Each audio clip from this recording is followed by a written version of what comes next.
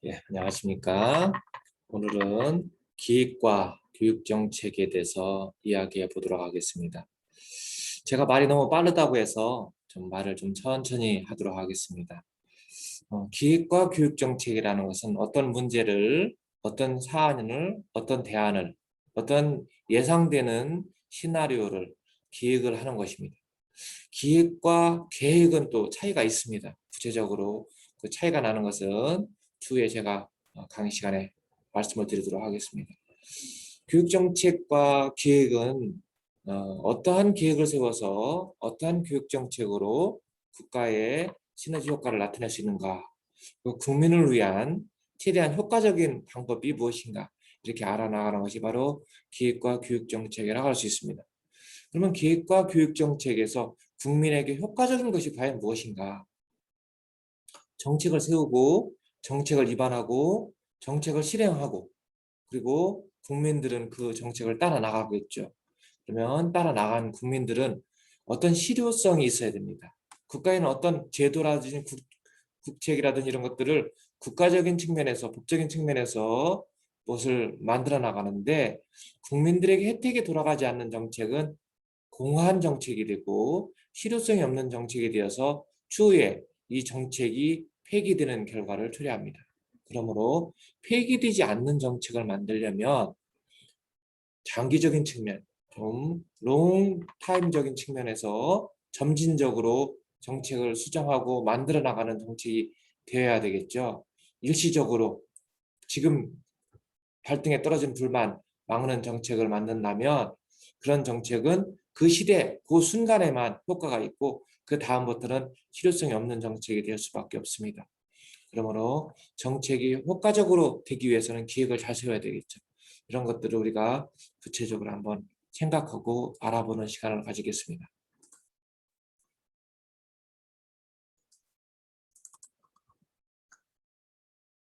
그래서 기획과 정책 이걸 알아보겠습니다. 교육기획과 정책은 어떤 것이 효과적으로 할 수 있는가? 효과성을 가장 중요하죠.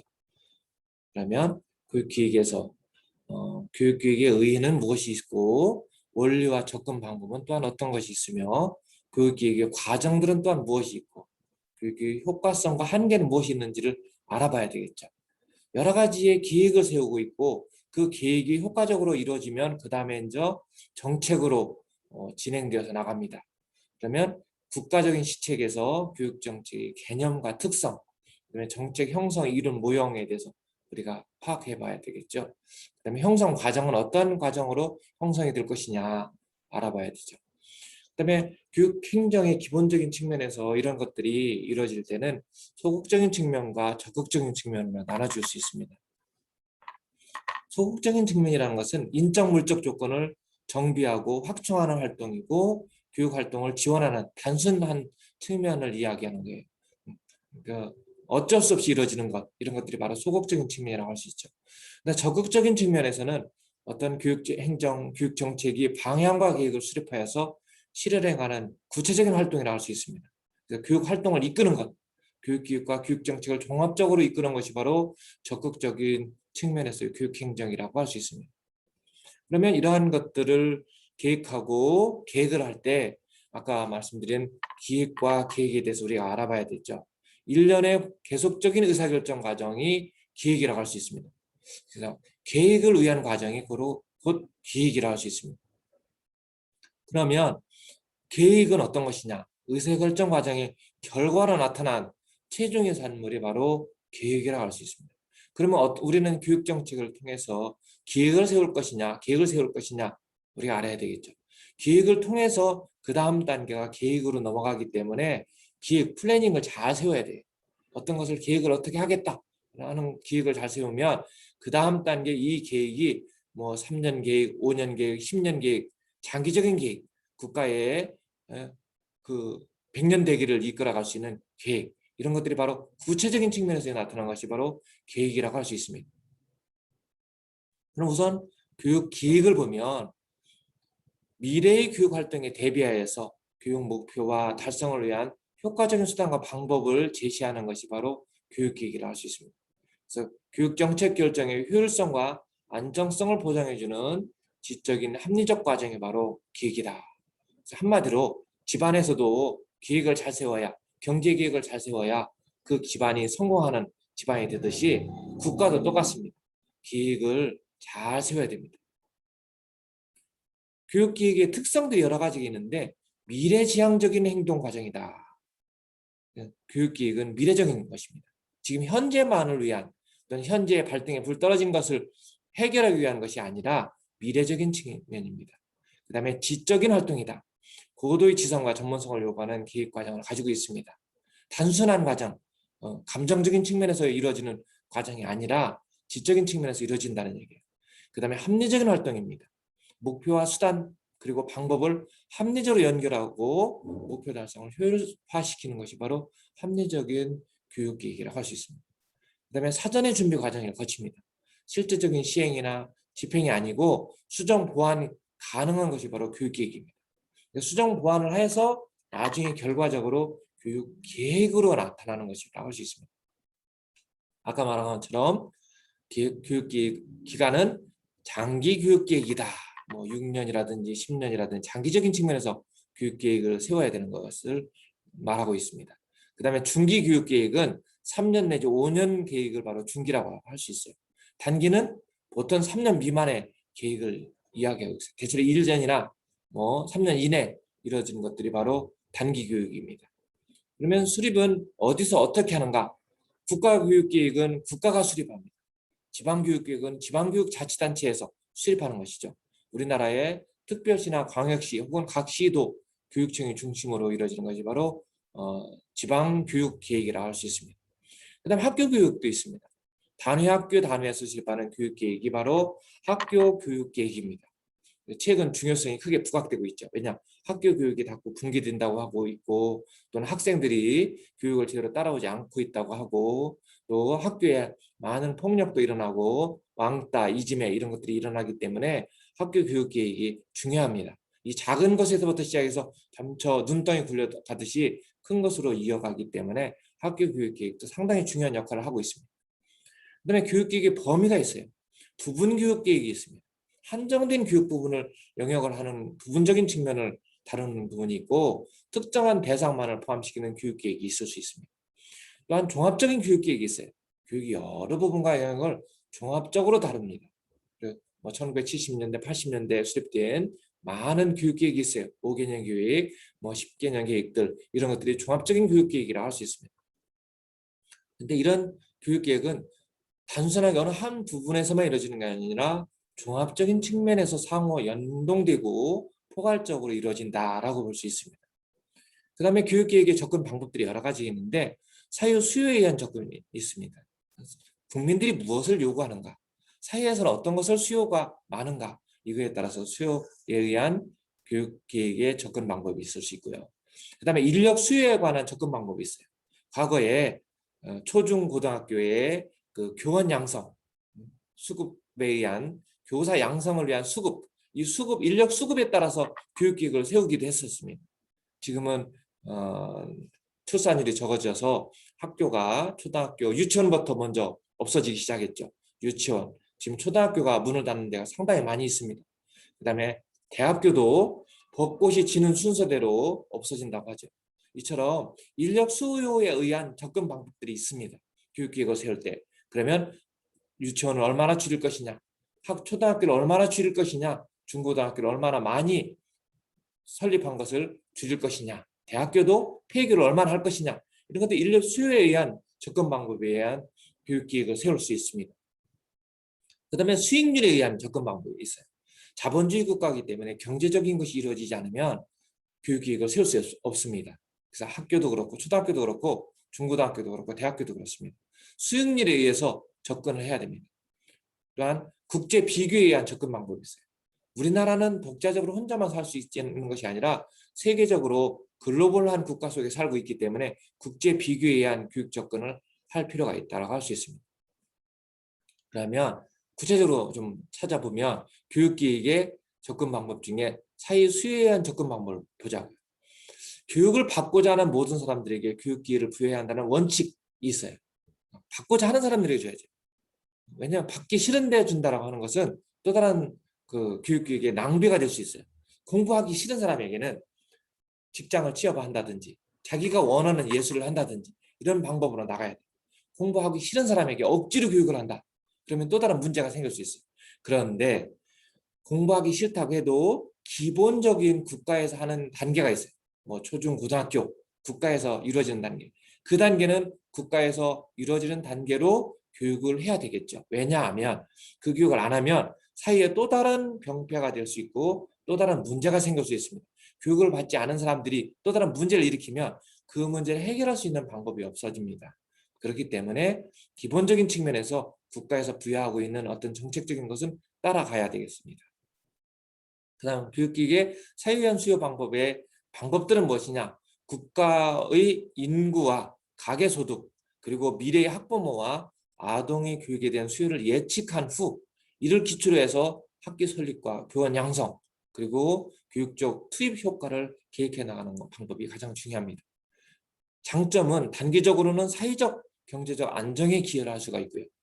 계획의 과정이 비교적 단순화해서 손쉽게 교육계획을 세울 수 있습니다.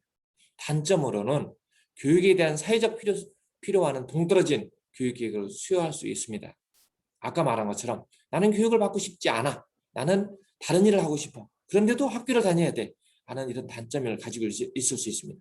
또한 재정적 제약 등을 고려하지 않고 있습니다. 사회적인 수요에 의한 것으로 한다면 그다음에 자원의 여유가 없을 때 어떻게 해야 되는지에 대한 방안을 제시하지 못하는 경우가 있습니다. 그다음에 인력 수요에 의한 접근 방법을 우리가 알아보면 경제 성장에 필요한 인적 자본의 중요성에 대한 인식을 해야 되겠죠. 경제 성장을 뒷받침하는 인력 수요를 예측하고 그에 기초하여서 인력 수요를 충족시킬 수 있는 교육적 측면의 공급을 조절해 나가야 돼요. 한마디로 교육의 수요와 공급을 제대로 조절해 나가지 못하고 단순하게 이것을 본다면 안 된다는 거예요. 이러한 인력 수요에 대한 교육의 장점을 보면 교육과 취업, 나아가 교육과 경제 성장을 보다 긴밀하게 연결할 수 있다는 거예요.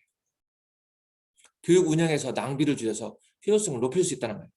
한마디로 출산율이 작은데 인력 수요가 적은데 그리고 사람들이 욕구가 인력 수요에 대한 욕구가 없는데 많이 배출만 한다면 안 되는 거예요. 지금 학교마다 그 수요와 공급이 제대로 안 돼 있어서 교사 양성에 상당히 불협화를 초래하고 있습니다. 때로는 교사 양성뿐만 아니라 모든 우리나라의 교육 제도라든지 교육 정책에 약간의 문제성을 가지고 있습니다. 대학교에서 그 전공을 찾아서 예를 들어서 행정학을 전공했다든지 법학을 전공했다든지 뭐 산업 디자인을 전공했다든지 이런 학과를 전공했습니다. 근데 그 전공을 하고 나서 자기 전공을 찾아가는 사람들이 과연 몇 퍼센트인가? 대부분 10%도 안 됩니다. 자기 전공을 찾아가지 못하고 있어요. 다른 자기 대학에서 전공한 거 이의 길을 찾아가는 퍼센트가 상당히 높아지고 있습니다. 그러면 왜 이러한 인력 수요에 대한 것들이 잘못되고 있는가? 대학에 들어가고자 하는 수요의 욕구는 단순하게 어떤 학과를 들어가고자 하는 학과를 찾아서 나의 미래적인 측면에서 내 전공을 해야 되겠다라는 그런 측면에서 나가는 것이 아니라 단순하게 대학을 나와야 되겠다. 또는 2년제 대학, 4년제 대학을 나와야 되겠다라는 단지 학벌 지상주의적인 측면에서 그 수급을 자기가 쫓아갔기 때문에 이런 결과가 초래합니다.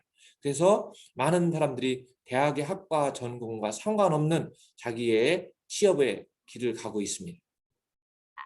인력 수요에 대한 접근 방법들을 이처럼 중요하게 다뤄야 되는데 수요에 대한 접근 방법을 다르게 사람들이 파악하고 있다는 얘기예요. 그래서 인력 수요에 대한 접근 방법에 단점이 있습니다. 교육과 취업이 반드시 1대1 대응 관계를 갖지 않고 있다. 교육 수요나 인력 수요의 구조도 역시 급변하기 때문에 추정 자체가 대단히 어렵다는 것입니다. 과거 1980년대만 해도 유아교육과가 아주 인기였었습니다. 그래서 대학마다 유아교육과를 설립했어요. 그리고 대학마다 유아교육과 설립하면 학생들이 몰려들었습니다. 근데 학교에 유아교육과 취업을 하고 나서 졸업을 했더니 유치원에 가서 취업해서 월급이 최저임금, 겨우 최저임금 쪽에 취업해서 나갔다는 거예요. 그래서 학생들이 취업하고 나니까 자기에 대한 경제적인 시너지 효과가 없기 때문에 이 학과에 대한 메리트가 떨어지기 시작했습니다. 그리고 출산율이 적어져서 유아교육과가 서서히 없어지기 존폐의 기류에 남았습니다. 그러다 보니까 학교는 2년제 대학 또한 이런 데서도 2년제 유아교육과를 3년제 유아교육과로 만들었습니다. 학생들을 붙들어 놓고 싶은 그런 목적을 가지고 있었던 거죠.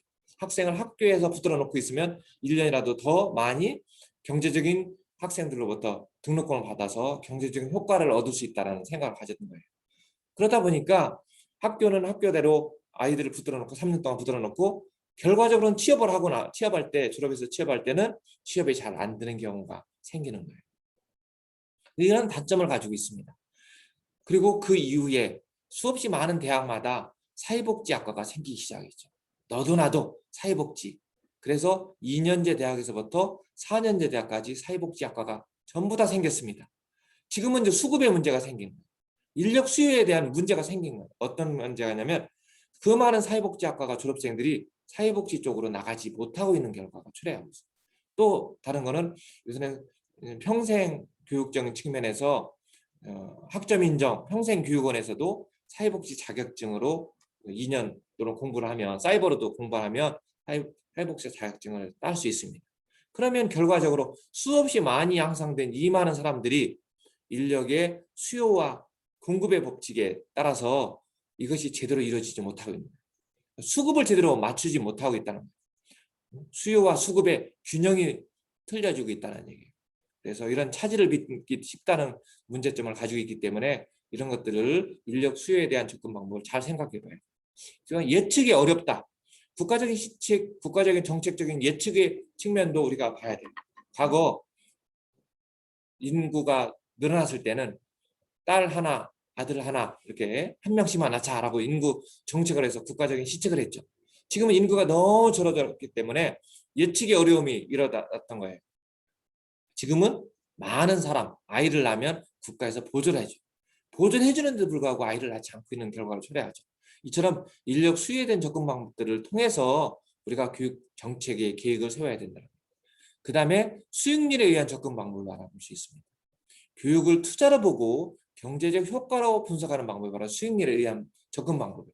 특히 어디에서 많이 하고 있느냐? 대학에서 많이 하고 있습니다. 대학을 설립 이유가 설립하고 경제적인 수익을 벌기 위해서 대학을 설립하고 있습니다.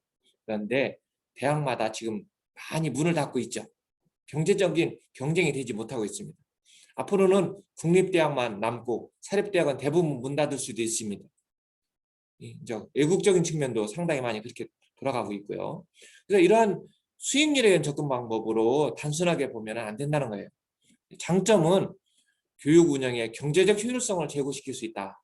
국가의 경제를 활성화시킬 수 있다라는 측면에서 장점을 가지고 있습니다. 그런데 단점도 있어요. 계산하는 방식은 너무 다양하고 학자 간에도 합의되는 것이 없기 때문에 측정 이용이 용이하지 않다.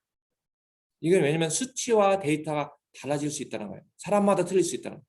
수치와 데이터는 우리가 생각할 때 거기에 맹신을 하면 안 됩니다. 우리가 선거 때 보면 여당과 야당 또는 방송국마다 또 언론사마다 사람들 그 수익 어떠한 사람들이 정치하는 사람들이 더 많이 표를 얻는가라고 예측을 하고 있죠. 도표와 그래프와 또는 통계를 통해서 그것을 예측하고 있습니다. 그런데 이러한 계획과 계산하는 방식에 따라서 또는 통계 프로그램에 쓰는 것에 따라서 또는 학자들에 따라서 또는 의도된 것에 따라서 바뀌어가고 있죠. 그래서 이러한 측정 이용이 각자 틀리기 때문에 결과도 다른 결과로 나타나는 거예요. 교육 계획도 똑같습니다. 계산하는 방법, 학자들에 따라서 달라질 수 있다는 거예요. 그 다음에 국제 비교에 의한 접근 방법이 있어요. 선진국 혹은 경제와 교육 발전이 유사한 다른 국가, 이걸 비교해서 교육 정책을 연구하고 그걸 따라가고 있죠. 교육 발전을 위한 방향과 전략 등을 수립하고 있습니다. 근데 선진국이 꼭 성공한 케이스만이라고 보면 안 됩니다. 선진국도 언제든지 망할 수 있는 그런 정책을 가지고 있어요. 근데 일단 국제 비교에 의한 교육 정책을 보면 장점적인 측면도 있어요. 과정을 단순화할 수 있다. 선진국이 했던 데이터베이스를 활용할 수 있기 때문에 단순화할 수 있어서 효과를 볼 수 있다는 거예요. 계획 수립 자체가 쉽고 문제 예측이나 해결을 효율적으로 할 수 있다는 장점을 가지고 있습니다. 단점은 국가마다 교육 제도나 운영 방식이 다르기 때문에 비효과적일 수 있다는 사실을 우리가 알아야 돼요. 처럼 교육 계획을 세워서 진행해 나가는데 여러 가지 경제적인 측면, 인력 수급적인 측면, 타 국가적인 측면 다양하게 우리가 볼 수 있어요. 근데 이런 교육 계획의 과정들을 보면 교육 계획 이전 단계, 그다음에 계획을 하는 단계, 계획을 형성하는 단계, 계획을 정교화해서 구체적으로 만들어나가는 단계, 계획을 실천하는 단계, 그다음에 평가와 수정 및 재계획 단계 이렇게 나눠져요. 그러니까 이런 과정 전반적으로 할 때 여기다 피드백이 있습니다. 피드백. 다시 원점으로 돌아가서 또는 다른 그 전 단계로 돌아가서 잘못된 것을 수정하면서 피드백을 진행해 나가야 되겠죠. 피드백 과정을 제대로 잘 거쳐야 그 국가의 효과적인 정책이 되는 거예요. 선진국이 이런 정책을 했으니까 우리도 따라가자라는 맹목적 추정이 바로 국가의 교육 정책을 망치는 거예요. 맹목적 추정을 하는 사람들이 대부분은 누구냐면 그 나라에서 공부한 사람들. 나는 미국에서 유학파야. 미국에서 공부했으니까 미국의 정책이 가장 좋아. 나는 뉴질랜드, 호주에서 공부를 했는데 그 정책이 좋아라는 맹목적. 나는 일본에서 공부했더니 일본 정책이 좋아라고 맹목적 추정을 하다 보면 그 우리나라의 현실과 교육 정책이 동떨어져서 또 다른 문제가 생기는 거예요. 이런 문제를 해결하기 위한 가장 중요한 방법들은 교육, 계속 피드백 과정을 거쳐 나가는 것이 중요하다라고 할 수 있습니다. 그 다음에 교육계획을 진행해 나갈 때는 기획 이전 단계를 우리가 구체적으로 파악할 필요가 있어요. 대부분의 국가에서는 교육계획을 위한 조직이 있어요. 그러나 조직이 없다면 다음과 같은 과정을 거쳐 교육계획을 준비하고 추진해야 돼요. 합리적인 교육계획의 구성을 해야 되겠고요. 계획의 절차를 제대로 설치를 해야 되겠죠. 그 다음에 계획의 형성과 이행에 참여하는 교육행정 조직의 재구조화를 해야 됩니다. 그 다음에 기획에 요구되는 통계나 자료 수집 분석을 위한 조직 절차의 형성을 제대로 해야 됩니다. 그 다음에 최종 단계에서는 교육 목표가 설정되게 만들어야 되겠죠. 그 다음에 계획에 단계가 있습니다. 5단계의 절차가 있는데 첫째는 진단을 해야 됩니다. 기획 담당자는 현재의 교육적 역량의 목표, 수행, 그게 과연 적절한가 파악해야 돼요. 그리고 확인하고 현재의 교육 활동의 성격, 규모, 수준, 조직 등을 결함 이런 것들을 부적절한가 적절한가를 파악할 필요가 있어요. 그다음에 정책 형성을 결함과 부적절성을 개선하기 위한 일련의 조치가 교육 정책으로 나타나게 만들어야 돼요. 그다음에 장래, 미래, 소요 비용에 추정을 해야 돼요. 교육 정책이 형성되면 미래 요구에 대한 비용을 추정할 수 있어야 됩니다. 그다음에 우선순위와 목표를 설정해야 돼요. 과거의 사례에 기초해서 교육 발전에 도움이 되는 자원을 평가하고 실전적으로 기대할 수 있는 자원을 추정해야 됩니다. 그 다음에 우선순위를 설정하고 한정된 자원 내에서 현실적으로 성취할 수 있는 목표를 설정하고요. 허용된 비용 내에서 그 방안들을 체계적으로 검토하면 그 다음에 이제 실현 가능성 있는 것이 되는가라고 검토해야 할 필요가 있습니다. 이러한 것들을 한 다음에 계획 형성의 단계들이 있습니다. 첫 번째는 계획의 목표를 제대로 설정해야 돼요. 수행하고자 하는 사항을 구체적인 문서로 상위기관에 작성, 제출해서 승인을 받기 위한 단계예요. 그러니까 목표를 제대로 세워야 되죠. 다양한 기관에 대해서 구체적인 행동 계획을 작성하고 시달하기 위한 목표를 설정하는 것입니다. 그 다음에 개념은 관련되어 있는 부서나 기관은 어떤 문제와 과정이 있고 어떤 것을 어떻게 해야 되는가, 해결할 것인가 이런 것들을 명확하게 파악하고 그에 대한 체계적인 진술을 해야 되는 것입니다. 그 다음에 강조되어야 할 사항들을 강조해야 되겠죠. 그 다음에 계획을 정교화하는 단계. 교육계획은 명확하고 구체적으로 진술돼야 됩니다. 그 다음에 사업계획을 작성을 해야 되겠죠. 그 다음에 프로젝트를 확인하고 그래서 프로젝트 형성을 하고 그 다음에 지역화 과정에 포함되게 지역과 상황에 맞춰야 합니다. 농촌 지역의 교육정책인지 산업지역의 교육정책인지 어촌 지역의 교육정책인지 또는 산촌 지역의 교육정책인지에 대해서 구체적으로 지역화 과정에 포함되어야 됩니다. 그 다음에 계획의 실천 단계를 거쳐야 됩니다. 다양한 프로젝트를 수행하기 위해서 구조적 설계를 개발하고 실천하는 단계를 가져야 된다라고 할 수 있습니다. 그 다음에 각 프로젝트에 요구되는 자원의 할당과 시간 계획도 함께 이루어져야 됩니다. 권한의 위임이 돼야 되고요. 의사소통 체계, 책임 분담, 피드백 이런 것들을 개발하고 진행해 나가야 됩니다. 근데 이런 교육 계획을 시행을 하고 할 때 유의해야 할 점이 있습니다. 계획은 실질적인 목표, 예산, 세부 작업, 과정 등에 관한 치밀한 계획에 따라 시행되어야 됩니다. 계획의 시행 기간 중에 해결 방안의 효율성을 조사하기 위한 실험과 검증을 실시해야 합니다. 계획 당국은 계획의 시행에 관한 기술적인 조언을 하게 됩니다. 세부 계획을 수정하고 예기치 못한 사태에 대비하기 위해서 수시 평가 이런 것들을 실천 과정을 점검해야 합니다. 그다음에 평가와 수정의 계획 단계에서 계획의 실천 평가는 계속적인 과정입니다. 왜냐하면 피드백을 통해서 계속적으로 만들어 나가야 됩니다. 그러면 계획에 결함이 있는지, 비현실적인 목표를 가지고 있는지, 불충분한 재원을 가지고 있는지, 부적절한 절차와 단계를 가지고 있는지 그것을 지적해 가면서 계획을 수정하기 위한 자료를 제시해줘야 됩니다. 그 다음에 순환적인 계획이 채택됐을 경우 각 연도의 계획은 시행 계획에 요구되는 수정안도 포함시켜야 됩니다.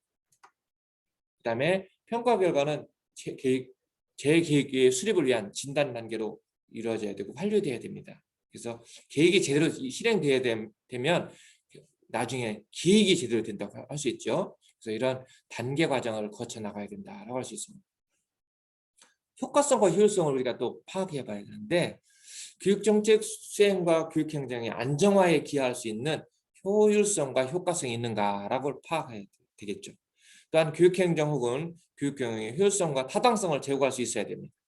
또한 한정된 재원을 합리적으로 배분할 수 있도록 해줘야 됩니다. 그다음에 교육개혁과 교육적 변화를 촉진하는 역할을 수행해야 됩니다. 합리적 통제를 가능하게 해야 된다고 할 수 있습니다. 그다음에 교육개혁에 한계가 있습니다. 미래 예측에 어려움이 있을 수 있습니다. 그다음에 정보와 자료에 부족이 있을 수 있습니다.